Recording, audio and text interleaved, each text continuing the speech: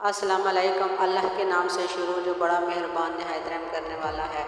आज हम हज़रत सुलेमान अलैहिस्सलाम का वाक़या और एक चोंटी का वाक़या आपको सुनाते हैं, क्योंकि हज़रत सुलेमान अलैहिस्सलाम को हर एक ज़ुबान आती थी, हर मखलूक की ज़ुबान उन्हें आती थी, परिंदों के भी आती थी, जिन्नों की भी आती थी।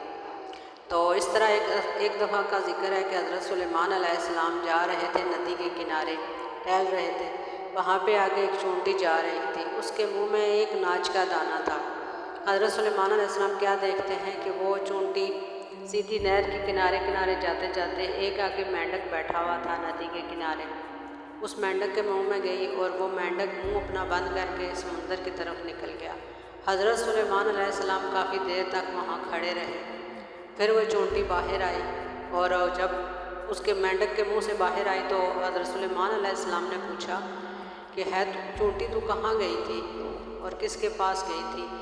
उसने कहा कि मैं गई थी समुंदर के अंदर, एक पत्थर है उसके अंदर एक कीड़ा है, उसको मैं खाना खिलाने जाती हूँ। मेरी अल्लाह ताला ने ड्यूटी लगाई है कि मैं वहाँ पे रोज़ाना जाती हूँ और मैं मेंढक के मुंह में जाती हूँ और वो मुझे समुंदर के अंदर ले जाता है। हज़रत सुलेमान अलैहिस्सलाम ने कहा कि वो मेंढक नहीं दे सकता उसको खाना। उसने कहा नहीं, कीड़ा जो है वो पत्थर के अंदर रहता है और उसका जो सुराख है बहुत ही कम है, उसमें सिर्फ मैं ही जा सकती हूँ। तो इस तरह हज़रत सुलेमान अलैहिस्सलाम ने पूछा कि जब तुम उसको खाना देती हो तो वो आगे से कुछ कहता नहीं?